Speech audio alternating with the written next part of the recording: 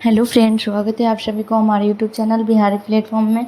दोस्तों, आज मैं आप सभी के लिए बहुत ही इंपॉर्टेंट क्वेश्चन लेकर आई हूँ जो कि सभी एग्जाम में पूछा हुआ प्रश्न है। तो आप सभी वीडियो के अंत तक बने रहें और चैनल पर पहली बार है तो लाइक और सब्सक्राइब करें।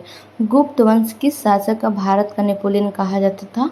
तो इस प्रश्न का राइट आंसर हो जाएगा ऑप्शन ए, यानी कि समुद्रगुप्त को भारत का नेपोलियन कहा जाता था, जो कि गुप्त वंश के शासक यानी कि समुद्रगुप्त। यह उपाधि उन्हें इतिहासकार ए.बी. स्मिथ द्वारा दी गई थी क्योंकि वह एक वीर योद्धा, साहसी, पराक्रमी तथा निर्भीक शासक थे। समुद्रगुप्त वंश के दूसरे शासक थे जिनके पिताजी चंद्रगुप्त प्रथम थे और गुप्त वंश के प्रथम महत्वपूर्ण शासक भी थे। ये इनके 4 गुप्त होते थे: चंद्रगुप्त प्रथम, समुद्रगुप्त, चंद्रगुप्त द्वितीय और कुमारगुप्त। इनके शासनकाल लगातार ईस्वी से चला आ रहा है। नेक्स्ट प्रश्न देखते हैं। उससे पहले दोस्तों, अगर आप हमारे चैनल पर पहली बार हैं तो लाइक और सब्सक्राइब करें और वीडियो को ज़्यादा से ज़्यादा शेयर करें जिससे हमारे वीडियो का नोटिफिकेशन आप सभी तक पहुंच जाए। दोस्तों, ये सभी प्रश्न बहुत ही महत्वपूर्ण होने वाला है, तो वीडियो को बिल्कुल भी स्किप ना करें। नेक्स्ट प्रश्न है, निम्नलिखित में से गुप्त वंश के किस शासक को विक्रमादित्य भी कहा जाता है? तो इस प्रश्न का राइट आंसर दोस्तों आप सभी जल्दी कमेंट बॉक्स में बताएं।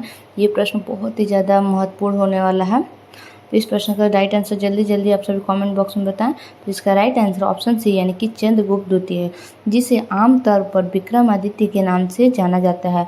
उत्तरी भारत का एक महान शासक था जिन्होंने 380 ईस्वी से 415 ईस्वी तक शासन किया था।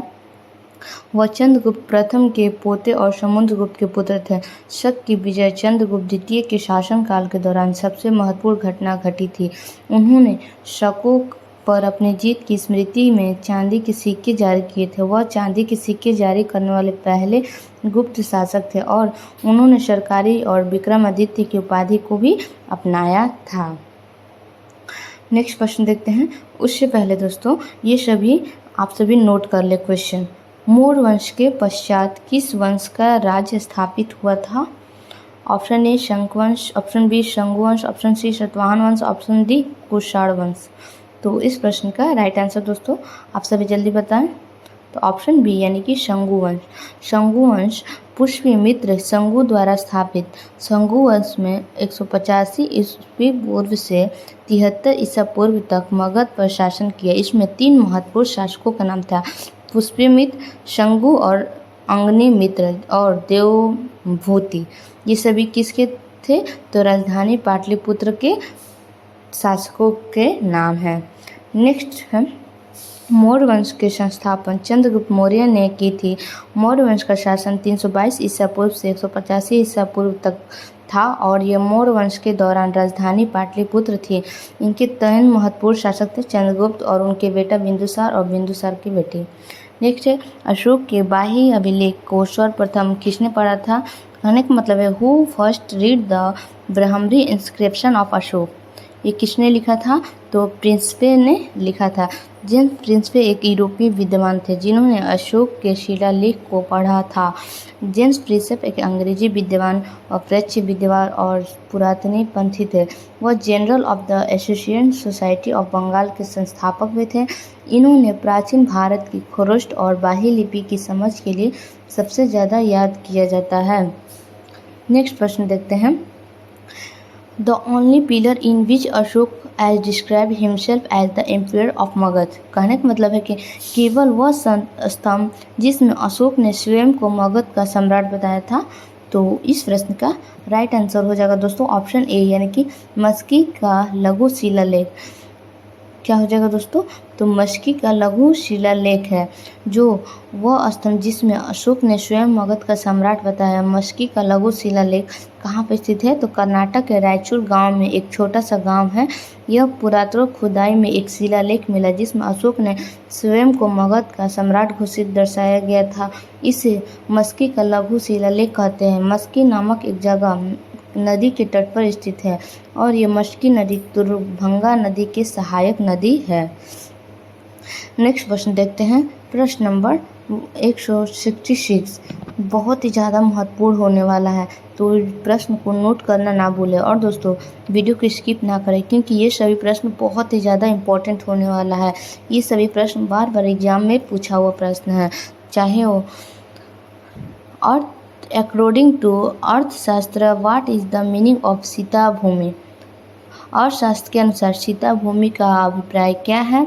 तो इस प्रश्न का राइट आंसर दोस्तों आप सभी जल्दी बताएं। इसका मतलब है कि राइट आंसर जनजातियों द्वारा जोती जाने वाली भूमि।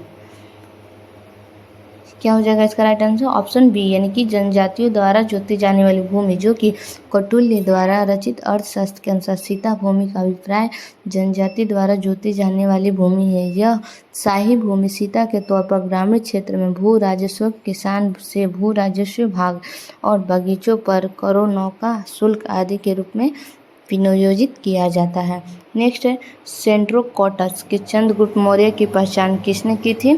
तो इस प्रश्न का राइट आंसर दोस्तों आप सभी जल्दी कमेंट बॉक्स में बताएं।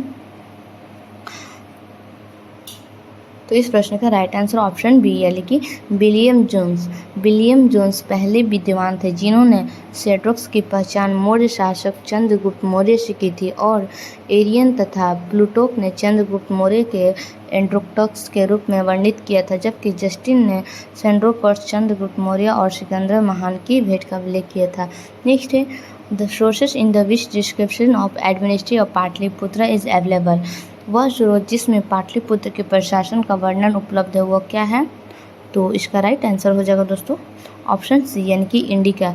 इंडिका पाटलिपुत्र का प्रशासन मेगास्थनीज की इंडिका में प्राप्त होता है, और मेगास्थनीज ने पाटलिपुत्र के नगर परिषद के 5 सदस्य वाली 6 समिति का उल्लेख किया है। वह नगर के पदाधिकारी को एस्ट्रोनोमाई कहता है। तो दोस्तों आप सभी को हमारा वीडियो अच्छा लगा तो लाइक और सब्सक्राइब करें, वीडियो को ज़्यादा से ज़्यादा शेयर करें। इस तरह वीडियो देखने के लिए हमारे चैनल पर बने रहें। चलिए दोस्तों नेक्स्ट वीडियो में मिलते हैं।